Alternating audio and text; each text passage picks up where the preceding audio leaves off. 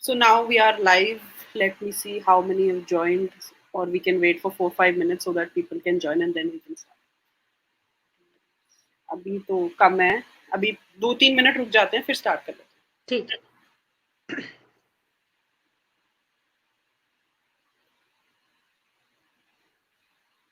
ये सारे स्वयं कोर्सेज के ही पार्टिसिपेंट्स हैं ना? Yes, ma'am. सोसाइटी मीडिया के ही एनरोल्ड.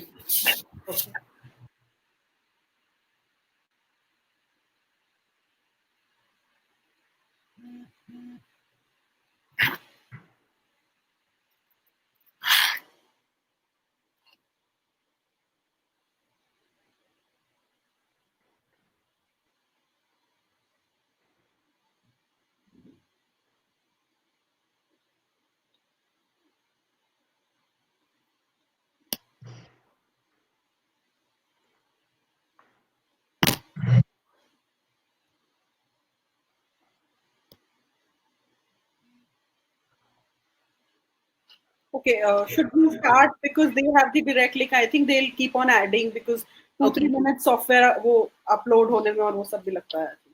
ठीक है. Good afternoon, everyone. On behalf of the team of Society and Media MOOCs course, an initiative of the University Grants Commission under SWAYAM, I welcome Dr. Archana Kumari ma'am and all our dear learners. This special lecture series with the subject matter experts has been a first of its kind initiative to foster deep connect and long-lasting relationship with our learners. Thus, I request all learners to take full advantage of this special series and encourage them to participate fully in today's event and our upcoming events as well. The session will be delivered in 2 parts by Dr. Archana Kumari. She will present her lecture on media, youth and development for about 40 to 45 minutes, and last 15 to 20 minutes will be dedicated to questions posed by the participants. Now I'll introduce our speaker. Dr. Archana Kumari is presently working as Assistant Professor, Department of Mass Communication and New Media in Central University of Jammu. Earlier, she has done her MPhil in Media Sociology from School of Social Sciences, JNU, New Delhi. She has also done her postgraduate diploma in English journalism from Indian Institute of Mass Communication, New Delhi. Her research areas include media economics, media sociology, media research, and development communication.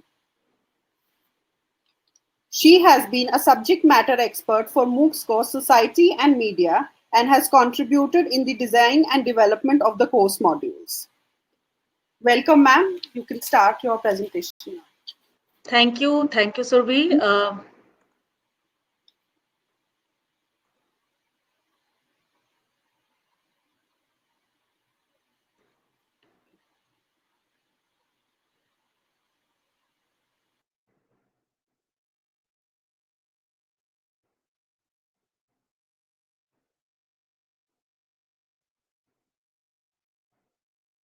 My presentation is visible clearly, or is there any problem? Surbhi? No, we can see your full screen, not the presentation. We can see this whole screen. So if you can refresh it, then the presentation can also come. Sometimes it happens. Okay. So just refresh it.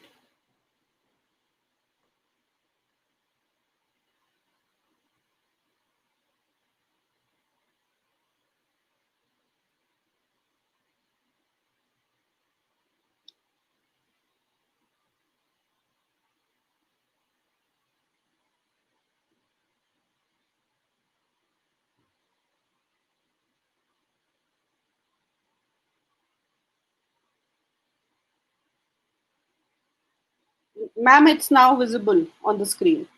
Okay. And how to change slide? You can, there is a button called next. Just on the side panel, there is a next button, so it will shift the slide. Okay, fine. Yeah. So should I share screen, turn screen share on, or is it okay if I would do like this? No, it's okay like this. Your photo is also coming and the presentation is also coming. Okay, fine. Good afternoon, everyone.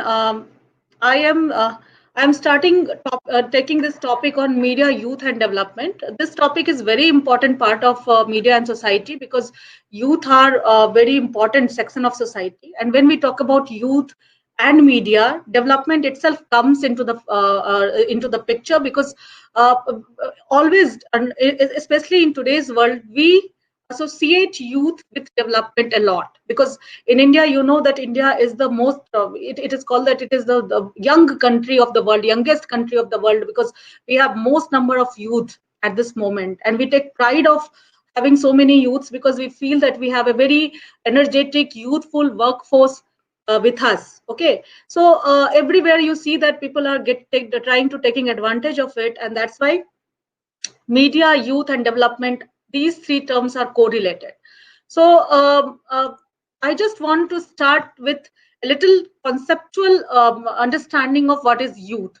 Now, there is a statistical concept of youth which has been given by United Nations, and often in India also this has been accepted because this is a universal concept, statistical concept, and United States for statistical purposes defined that youth are those persons between the age of 15 and 24 years. So it has clearly defined the age bracket of youth, that if any person is in the age of 15 to 24 years, he or she will be called youth. And it is without any prejudice to other definitions by member states. Means, in other member countries, there can be their own definition, there can be their own socio-cultural setup, but still this is the universal concept, statistical concept of youth, which is required also because in many cases when you have to define something, when you have to give legal right, when you have to provide certain kind of facilities to a certain section of society, you need to define that section with clear, not in abstract terms, but in clear, definable, clear, you can say, with clear boundaries. So this 15 years and 24 years sets a boundary that this is the age group between which all the people, existing people, will be called youth. So this is the statistical concept given by United Nations, and this was given in 1981 by Secretary General. He first referred this definition of youth during International Youth Year. And I have also given the reference in the link below, that from where I have taken this details. So this is, you can also go and check that what it is all told about. And this is a complete document in which International Youth Year, what are the steps, what were the steps taken by United Nations, and what they define about youth is it's all details is given in this particular document. Then youth is also a media construct. Most of the time we see that our political leaders, their age is not falling into the bracket of 15 to 24 years. Still they are called youth icon, they are called youthful. And we have very good example of British Prime Minister David Cameron. He built his political persona as a potential national leader by defining himself as a youthful politician at the age of 40. And this construct has been given by media. Media has portrayed, media has projected David Cameron as a youth icon or youthful politician. Similarly, we in India also, our country also have very good example of Prime Minister, former Prime Minister Rajiv Gandhi as youth leader, young Prime Minister. Means media constructed this kind of youthfulness and youth leader and leaders of youth kind of image for Rajiv Gandhi. Established fact, and this is created through various form of media. It's not only that this concept of youth or the construct of youth is created only through news or only through newspapers. There are advertisement also are responsible and contributing to the fact. We have seen this Jhandu Kesari Chyawanprash ad, that 60 साल के बूढ़े या 60 साल के जवान, means it is completely contradicting the fact that in 60 years anybody can be old. It is challenging the fact that in 60 years the person is as good as youth. So media is also, youth is also a media construct sometime, and it is especially used to construct the image of a person. Similarly, we have this youth as a social construct also. Now, we see that the term youth is no longer seen as straightforwardly linked with the condition of being young. Means if you are young, by your age. It has nothing to do with your youthfulness. This is a statement given by Andy Bennett in 2007. She says that contemporary youth is seen to be lacking the perceived tendencies towards subversion and resistance deemed to have characterized the youth of previous generation. Many of the traits are connected with youth are now observed across a far broader age range. When she is saying that earlier we had certain characteristics related to youth, the concept of youth. Okay, fine. Youth will be subversive. Youth will be resistant. Means we had this concept of angry young man. We had this rebel youth in our media. So she is saying that all those traits are no longer defining youth of today's generation. Today, youth could be cool. They have nothing to. They don't have to be aggressive all the time. So she is saying that the earlier traits of youthfulness and previous generation youth concept is completely shattered. Now those traits of youthfulness can be seen into the people of older age groups. So Bennett says that youth is something you do. How do you do? How do you see your life? How are you living? How are you actually projecting yourself? It has nothing to do what you have, what age you have, what kind of person you are. It means it depends upon your behavior completely. So she has seen it as a she has seen it as a social construct. I am going back to the previous slide because I want to emphasize here that as an identity, youth is no longer meaning young. It is a role which media has constructed and society has internalized. And sometimes media constructs this role of youthfulness and then society accepts it. Okay, society internalize it. So this is what the point Andy Bennett trying to make here.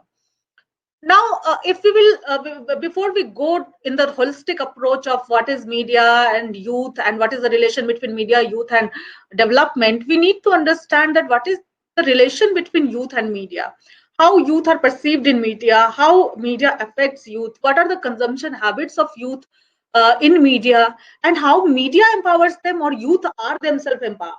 So these are few things we need to discuss before we go for understanding the development perspective to it. Okay, so that's why I have in this slide I have divided into four subsections: representation, of course representation in media, affect or influence by media and on media, and consumption habits of what is the trend, how youth are consuming media. Okay, and then empowerment, of course. I mean, is media empowering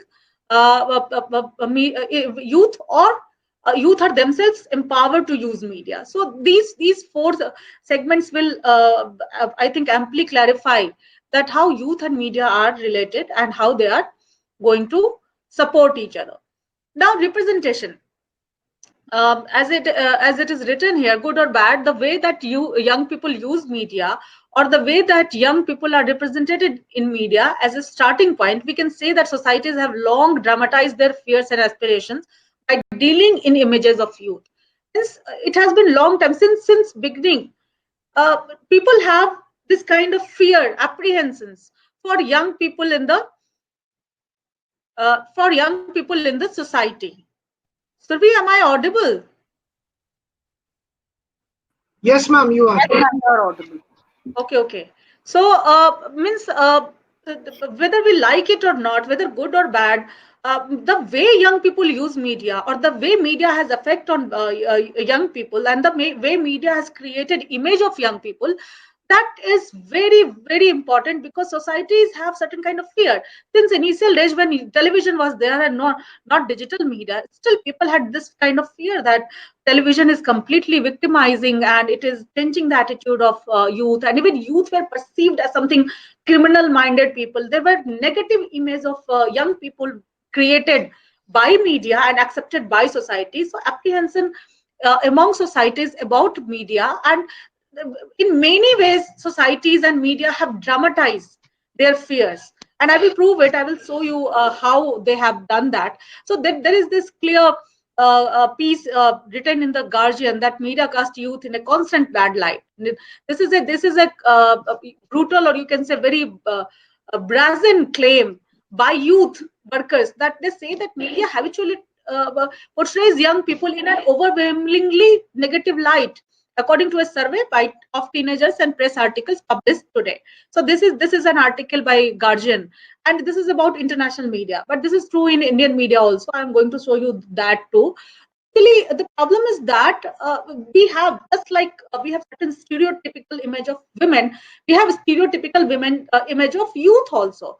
We see that, okay, youth, if there will be anything related to youth, it has to be junky, it has to be funky, it has to be hoodie, plan person, he has to be binge watching, that person has to be going to be disco. We don't consider youth as a sensible people who can actually contribute to the development of society, who can think wisely, who can be rational, who can be constructive in any way. So that is the problem with media, which is everywhere, internationally as well as nationally. People are facing this representation of young people in media is problematic, and that is why it needs to be understood. Now, in case of India also, this has been written by Sakuntala, Banaji Sakuntala. She says a tale of three words: young people, media, and class in India. And in this article, she says that the rapid neo-liberalization of broadcast media and film in India, as well as the erstwhile expansion of its middle classes since 1990s, has given rise to a variety of myths about Indian youth. Okay, so now films are equally responsible. All entertainment media, television, digital media is equally responsible for creating this myth towards Indian youth. Their consumption habits, educational prowess, and aptitude for information technologies has been discussed in articles on the new call centers crew and dance studios. They don't consider that, they don't seriously take Indian youth. They don't consider them mature enough to discuss important and serious issues. They consider them only a practitioner of information technology, not a contributor, not a sincere or sensible contributor. So that is the problem. The consumption habits also, we see in our homes, people are parents are panicked that how their children are all the time with this new technology and with mobile phones and everything. This could be a problem of generation gap also. I will come to that next. But this is the representation not only in the world media, but also in Indian media, that youth are always misunderstood by media and they are misrepresented by media. So uh, this misrepresentation has how representation of young people affect how we understand the world that we live in. We have to recognize that academic studies on youth is equally responsible. Means if there is an academic paper, you can see that there are so many academic papers written on youth with a particular viewpoint. Okay, why we always perceive that if that there is some negative impact on youth only, the negative impact of social media on youth only. So all kind of literature, whether academic or mass media or anything, any kind of content, the representation of youth is actually problematic by Indian media or even world media. So then we talk about affect and influence. So when we study the topic of youth media, means engaging with very basic questions about the social nature of media influence.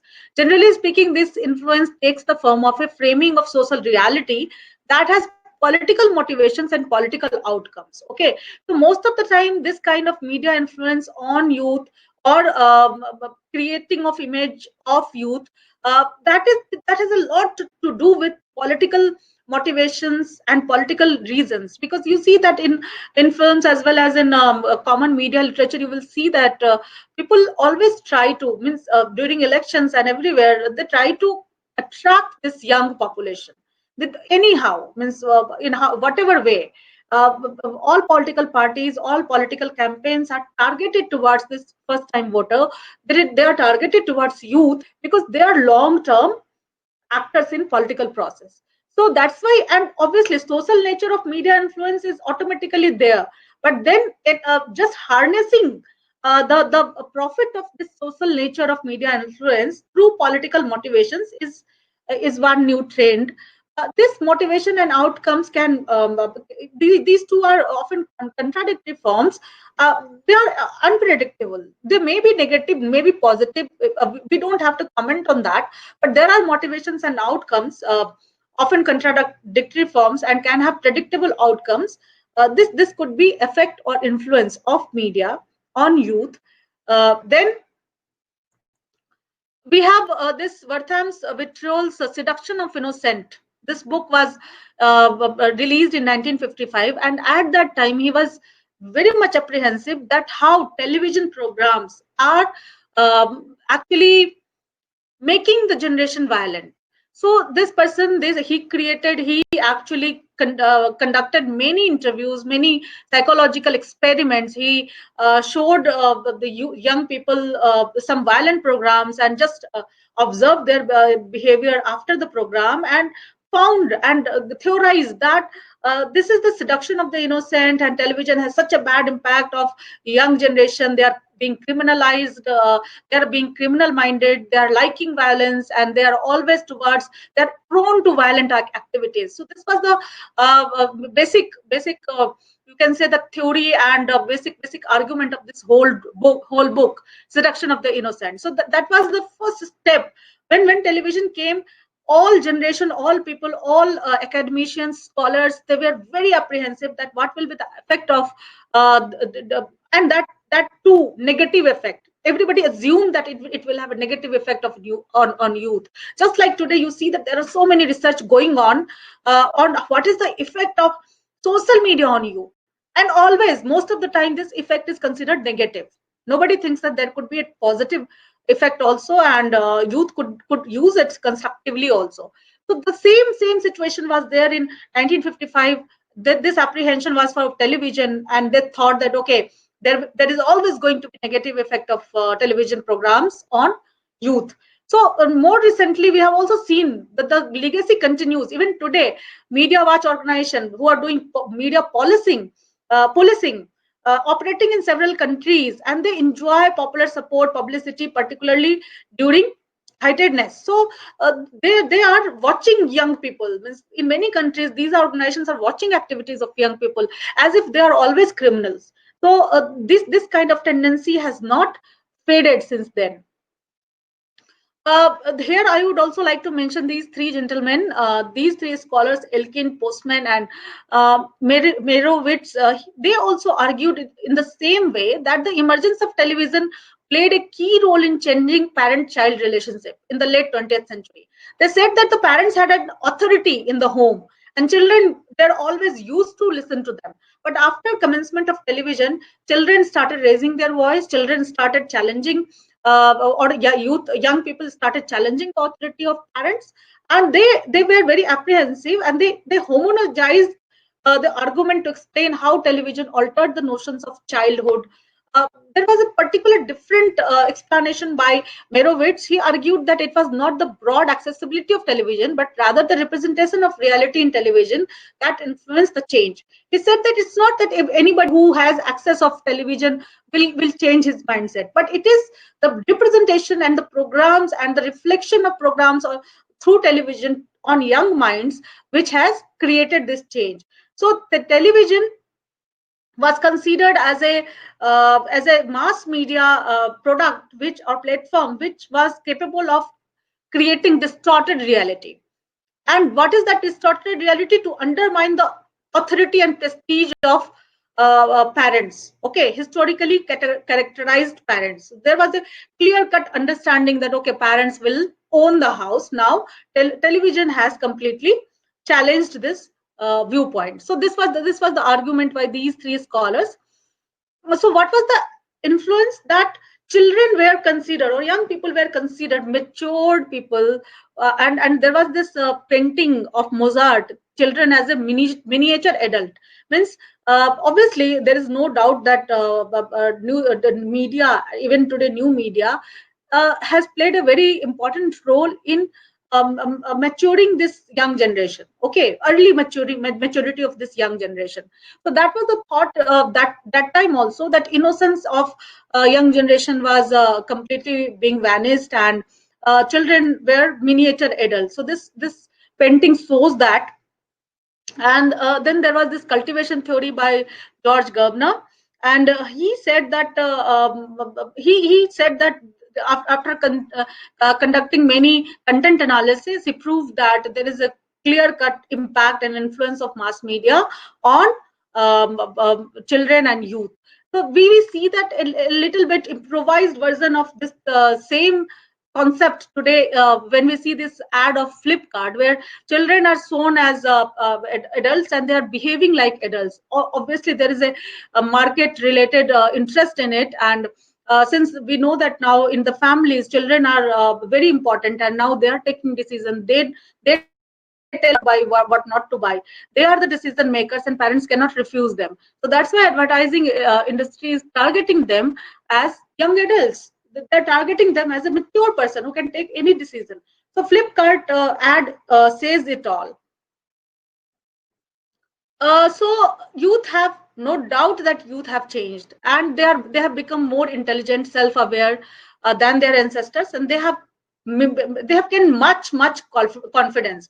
They are very confident people now, but we fail to see the nuances between these developments.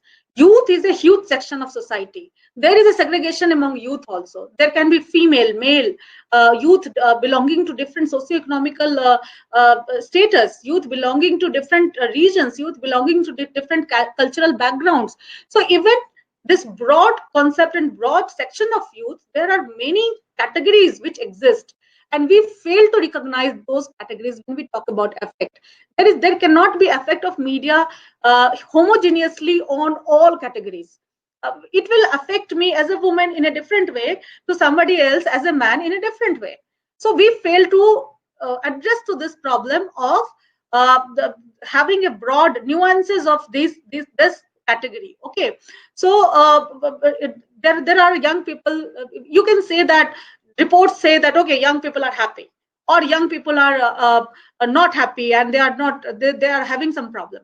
But how can you say all young people are happy or all young people are having problem? Because among young people also there are many categories which exist. So that is also a problematic thing. Again, I am coming to the consumption. Now, this is very important to understand how this young lot is consuming media. So, according to the Global Web Index, 46% of the age group of 16 to 24 year choose social media as a top activity. Their top activity is social media. So the youth, the range of youth or young generation is actually prone to social media. And this is the most recent information I have got just yesterday. This telegraphindia.com, and it was published on 28th August 2020. So just yesterday, this report has been published. So you can just go and check all the details about it. So when global digital consumers spend an average of 2 hours and 22 minutes on social media, this particular age group, youth group, young age group, 16 to 24, it spends 3 hours per day on an average on social media. Among Indians, the hour is 2.5 hours on social media. Now, the good news is that among Indian respondents, 16% said that they use social media to access news. They don't watch Ravis on social media. They watch news. So in that sense, India ranked second along with Egypt and Turkey after Thailand of watching news on social media. So you see that's a positive point, and that makes our youth responsible also. Now, what is the landscape of, and this consumption habit is not solely that suddenly youth develop this criteria and this tendency towards social media and digital media. There's a reason for this kind of tendency. In India, in 2014, 254 million internet users were there. Now, 500 million internet users are there in 2019, and today 600 million internet users are there. We have 500 million smartphones users were in 2018.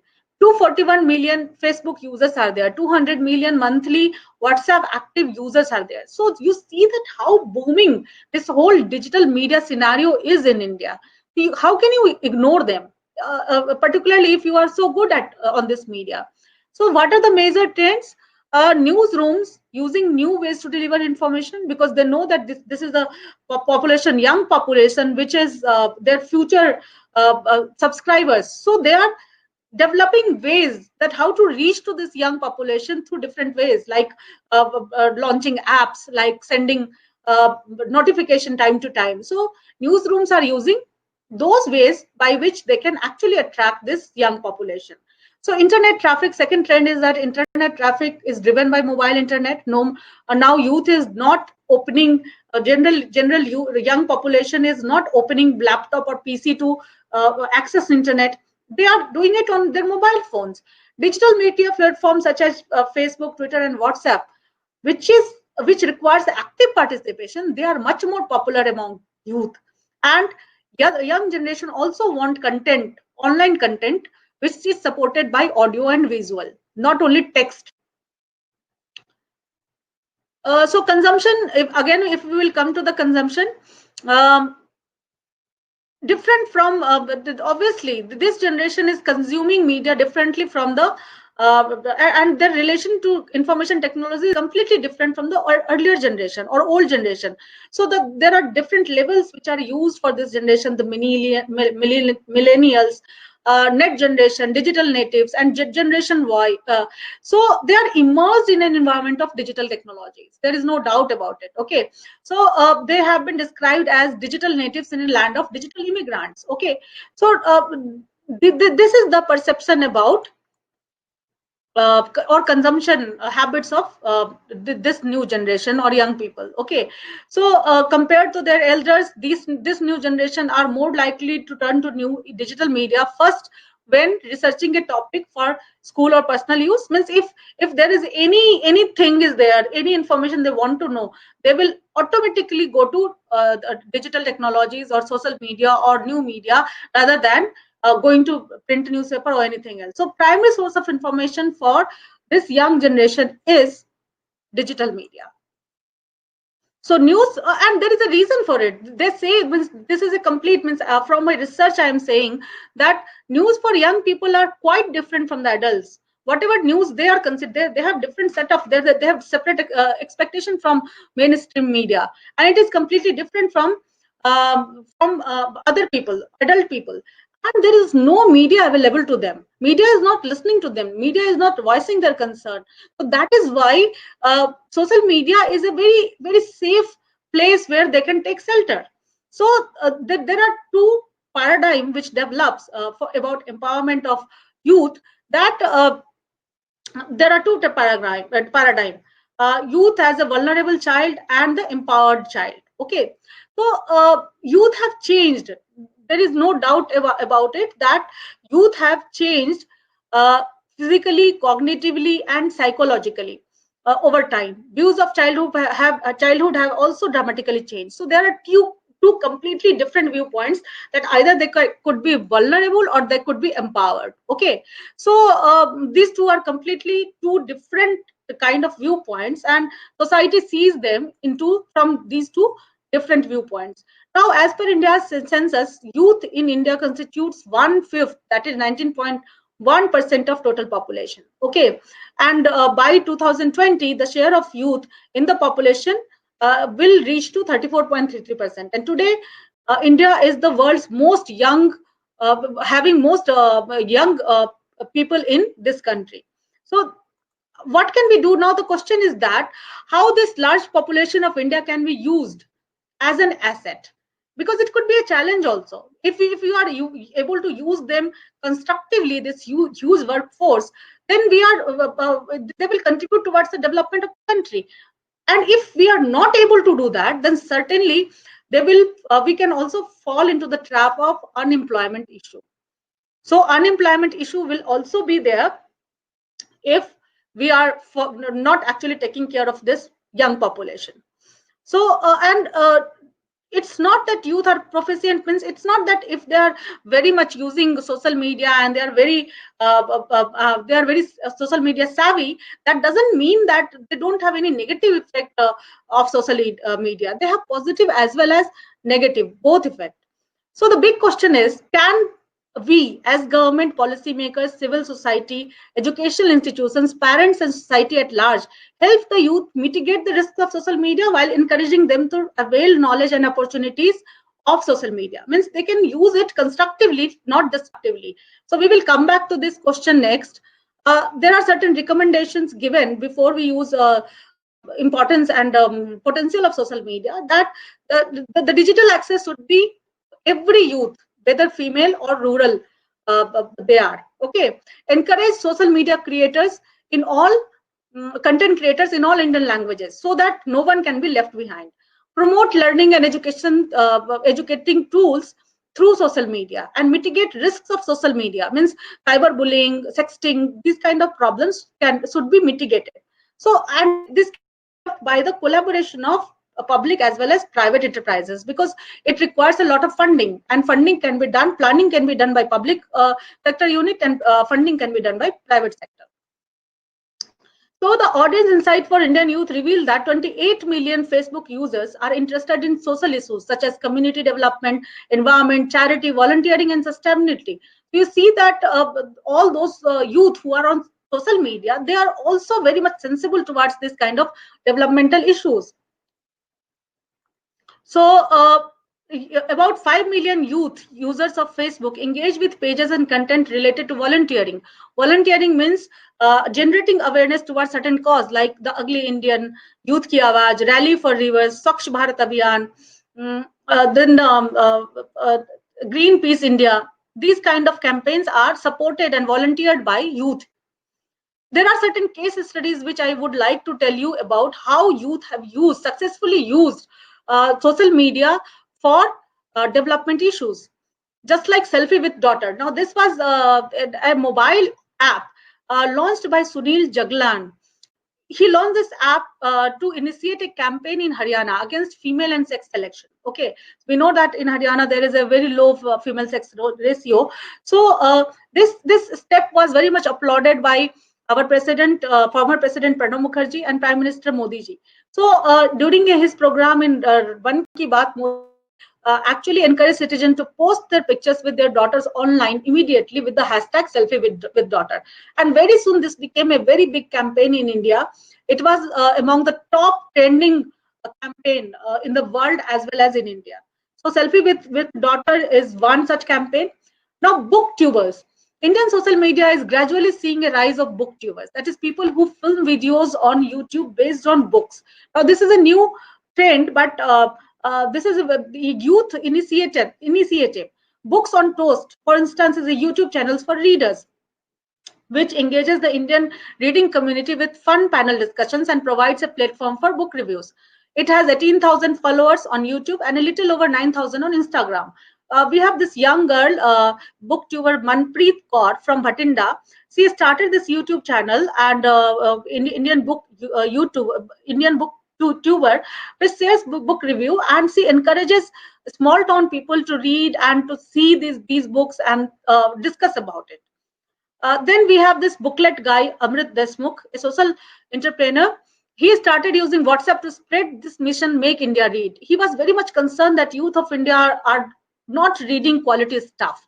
He started sharing a book summary every week with 15 of his close friends on WhatsApp and asked them to share it with their friends.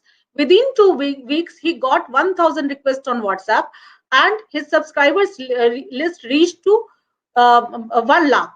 So he decided to launch an app called Booklet. So he is called Booklet Guy. Now it is this app is so popular, and it is highly rated app on Google Play Store. We have this example of InShort. I am sure everybody knows about the InShort. It's a very good news app developed by founders Ajay Iqbal from IIT Delhi, Aruna from IIT Delhi, and Dipti Purkayasth from IIT Kharagpur. So these youngsters were knowing that now youth has not so much time that they will spend time on long form of nature of news items or content. So they want quick packaging of news. So they started sending. They launched this InShorts, and in InShorts, news are presented in a very brief packet. Now, this campaign, Dirty Feet, is also a very interesting campaign. It is a Hyderabad-based enterprise started by two women entrepreneurs, Nivedita and Archana, and they also participated in See Mean Business in 2016. They organize interesting tours for urban kids to experience the lifestyle and livelihoods of rural communities. So they take urban children to rural communities and generate a certain kind of sensitivity among them. And this campaign is called, and this program is called Dirty Feet. And it's very interesting to see them. We have this technical Guruji YouTube channel who launched a YouTube channel in Hindi, and he has 9.5 million subscribers. His name is Gaurav Chaudhary. And he has emerged as a very popular Indian tech YouTuber, and he's also followed in India, Nepal, Pakistan, and Bangladesh. And he's very popular among Hindi-speaking people.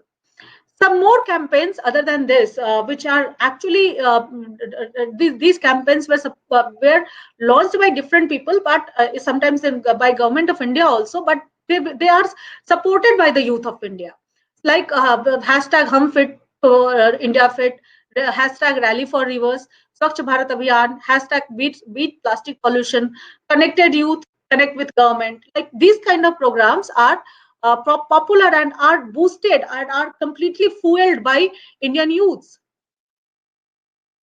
So what are the promising trends we are seeing? There are many promising trends. Like 42 million Indian youth are interested in civic engagement activities on Facebook. So you see that youth are also sensible. They are not only hoodie people or cool guys and just roaming around and enjoying their life. They have sensitivity towards civic problems. 7.6 million female and 34 million male users are interested in Facebook pages related to civic engagement. And these people, these youth interested in this civic engagement age are from the age group of 20 to 29 years. So community issues has interest from 19 million Indian youth users, and sustainability interest has 11 million users. So all of them are very much interested in development activities, development issues, and they are also active participants to these activities. So we have these categories of volunteering and environmentalism, and about 5 million Facebook users are contributing to that, and that too young generation. So 1.8 million India's youth users of youth Facebook users are actually participating in this volunteering and environmentalism cause. So they are doing a constructive use of social media and ICT platforms. So this is what the promising trend is. I guess we have kept 15 minutes for question answer round. Here are certain suggested reading. I would like you, if you I would like suggest you to read, and these are available on internet without any price, and the whole book is available and you can download it, read it. But these are good books, and you can always keep it with you. You can use it as a reference. So these are certain suggested books: Youth and Media, Plugged In, How Media Attract the Affect Youth, Digital Media, Youth and Credibility. Thank you. This was all from my side. If there is any question, I am available.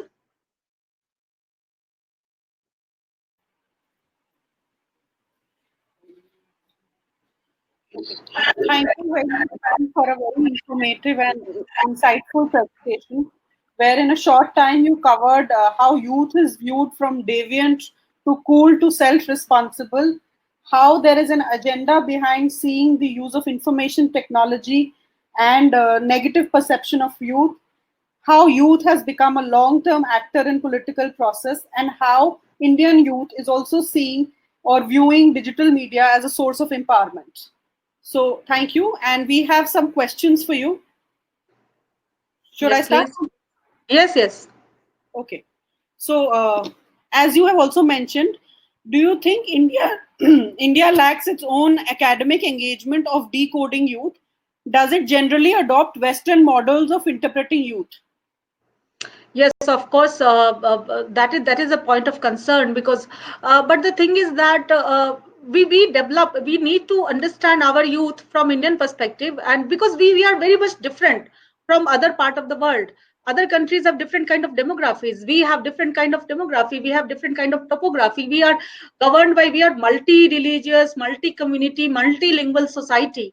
So as I told you, that youth is a very, very wide concept. Okay, very wide construct. Means that among youth, there can be variety of youth. There can be many categories of youth are there, and there is an effect of those categories on the behavior of youth and the perception of youth, and how they perceive things and how they use things. Okay, so we cannot ignore this cultural, social contextualization, gendered contextualization of youth, and we cannot just imagine that whatever the homogenized concept Western countries have accepted will automatically applicable in India.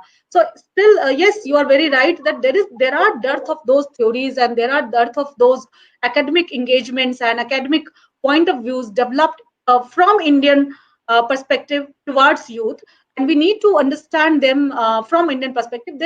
We sometimes we feel that there are sort of theories regarding Indian youth from Indian context. Okay, so there is a set.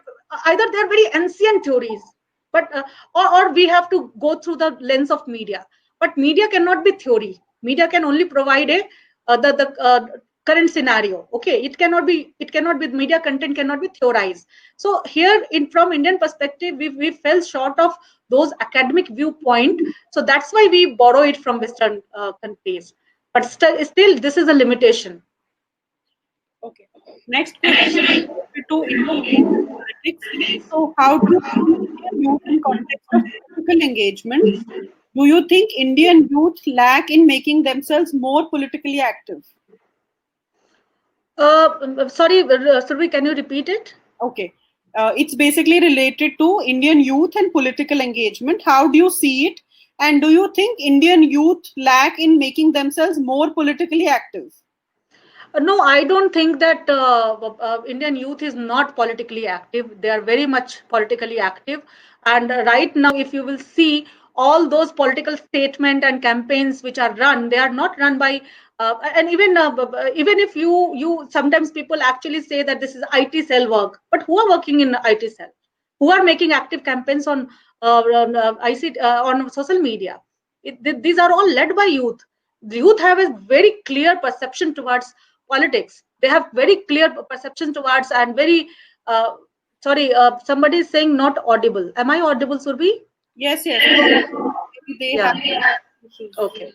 So it's not that that Indian youth is not politically active. They are very much politically active. They are disappointed little bit. I would understand that thing, that they see that what kind of system is so bad. Some kind of disappointment is there, but disappointment is also a kind of reaction. That is also the part of activity. If they are not consuming or they are not understanding the political scenario, they would not be disappointed. So Indian youth is very, very active in politics, even in campus. Who are in university campus? This is the youth population who are keeping university campuses vibrant, and they are making their point in university campus. Means being politically active is not always about national politics. It is also about issues in your campus. It is also about issues in your neighborhood. And there are so many campaigns. There are so many development activities they have carried out in their neighborhoods, in their campuses, which proves that this proves completely that Indian youths are very much politically active. Okay, so next related to that you playing an active role, but do you think media projection is opposite? As you've already mentioned that we have already seen deviant, angry young man or with the hoodie, but they're never shown in that context of contributing to the society. So what's Exactly. your opinion on that?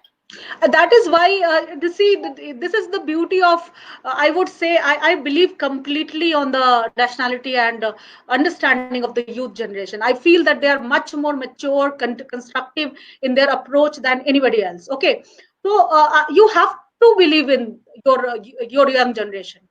You don't have any choice. You have to, because you see they have always shown very positive and mature behavior. They have never complained that why are you showing. Have you seen any resistance that youth are being projected in a very negative sense? Although they are projected in a stereotypical way, but there is no protest. There is nothing like that. they are not satisfied with this media. They have created an alternative media world for them. So how do you see that these kind of activities like Booklet Guy and these are alternative platforms they have created for themselves? They are speaking in a different completely different you can say space, virtual space, and they are listening also to each other, and they are satisfied in their world. They are so much they are handling this issue of not being not given attention by media in such a mature manner. That is, it is commendable, I feel. Okay. Since you are a quite fact, what is your opinion about Indian youth and media literacy? Sorry, Surbhi. Okay, I'm repeating the question. I'm asking your opinion on Indian youth and media literacy. Yes, media literacy is very important topic, and it is very much needed at this point of time in this post-truth world, when every day we see that there is a deluge of fake information, false information, and we cannot distinguish. But again, this ICT and the as you say that this generation is it has been completely brought up with this new digital media technology. So this generation knows much more than the earlier generation. So they are already media literate. I feel that they know that where to. They are not. Their active participation in searching of participants in searching of news. Don't wait in front of the TV, or they don't read newspapers that whatever will be shot at them, they will take it as a passive audience. They hunt for the information. Whatever information they want to know, they hunt for it much deeper than anybody else. So they are active participants, and that shows that they are media literate. Sometimes they fell into the trap of internet problems and issues of internet cyberbullying. Sometimes it happens, but that because they are to those kind of population who are new to the internet, who don't know understand it, who don't understand it, or who have less access to internet. So I have seen in one of my recent papers when I compared the consumption habit of social media by youth of urban area and youth of rural area. I have seen that urban youth handle social media much more maturity than rural youth, because rural youth has limited access. Rural youth did not understood it very well, but urban youth has it has explored it to the maximum, and urban youth has more control over it. They know that what they are doing. So I feel that urban youth is very much mature because there is no limitation of using it. They are using it as per their perception, and they have developed themselves as a very matured audience. So that is what media literacy kind of you can say acumen or aptitude they have developed. My next question, usage of social media by youth is also changing the language of the news, because we have a lot of YouTubers like Gaurav Rathi who explains it in not in a very technical language, but he's changing the narrative the way news is presented. So what is your opinion on that? I think that's a good thing. There must be some voice, but there are many people who are following Dhruv Rathi, and they are following. Means you see that how many people are actually seeing his analysis after news.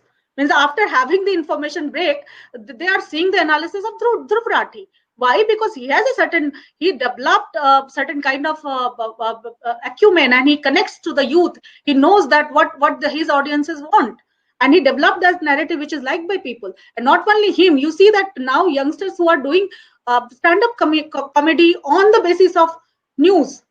They are developing anti-news. They are developing satirical news, or you can say that humorous fun of news. But then still it is also connecting with youth, and the young generation is actually enjoying it, getting it, being an audience to it. So I don't find anything wrong in it. Means if it is able to connect with the same youth generation, and people are liking it, so that should be encouraged. That's a different kind of. Okay. Next question is that do you think youth is being hampered by social media because of too much personalization of information or concentration of content? Yes, of course. As I told you, that it's not that social media has only positive effect on youth. There are negative effect also.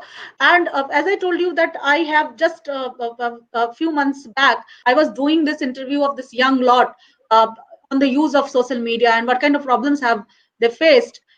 They are completely into it. Means I got this astonishing answer that they have a bond with this media and it's like breathing to them. They cannot leave internet. They cannot.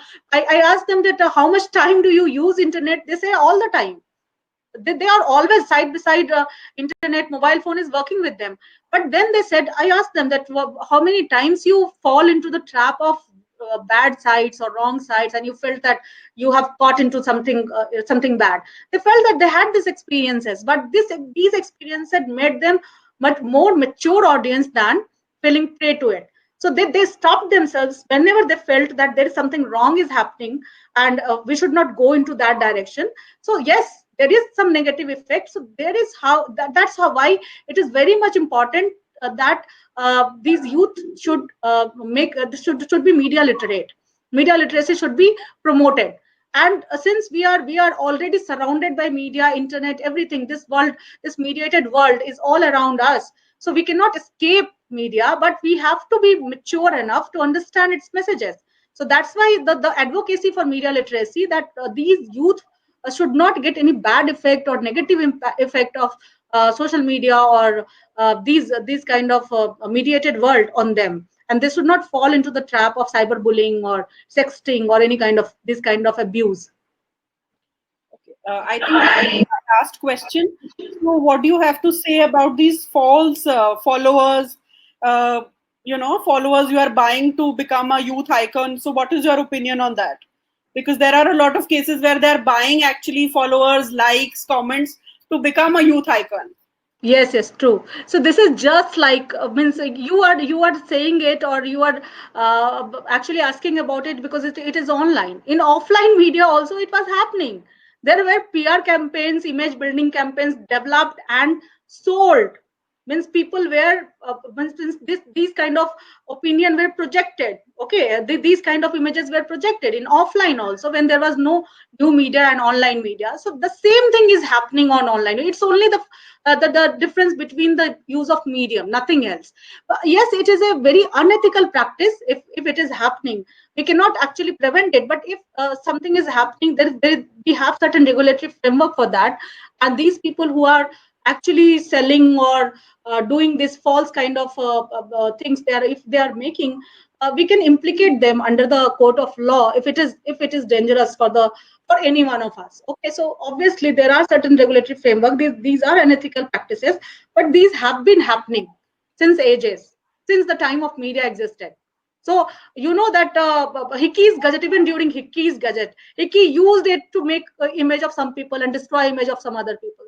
So the very beginning of media, since very beginning of media, the power of media was realized, and people knew that through this tool of media we can actually do this thing. So some people are doing it, yes, and this is bad. No, who will say that this is good? But actually, this is very unethical practice, and the moment people come to know about it, the person loses credibility. And you see that on social media also there is a lot of shaming happening. Okay. Thank you very much, ma'am, for the conversation and the informative session. And we'd like to thank you again, and thank you to all our participants and learners. We look forward for your participation in our future events. Thank you so much. Thank you, Survi. Can I leave now? Yes. Okay.